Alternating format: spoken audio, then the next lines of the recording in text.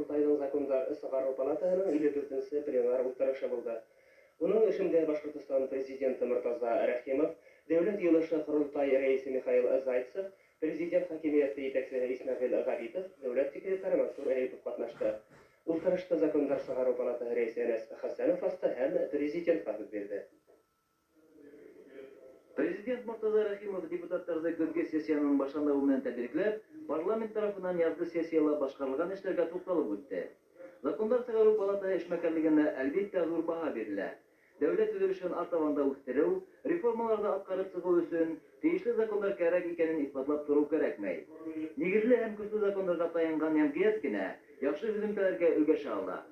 Бүгенге Башкортстан Республика закондар системасында 13 кодекс, 212 закон һәм берничә мең хукукый норматив актлар бар.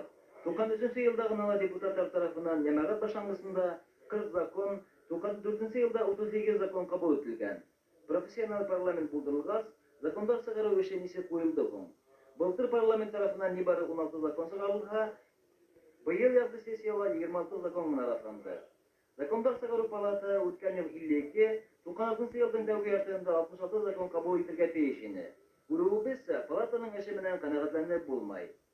Депутатлар халык тарафыннан сайланган вәкилләр, һәм улар үз чиратында халык мәнфәгате өчен бөтен көчләрен бирергә тиештәр.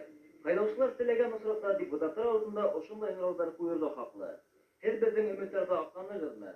Һезнең эшегез конституция кануннарына яуап бирәме һәм казнаннан закондар чыгару өчен киткән чыгымдар урынлымы?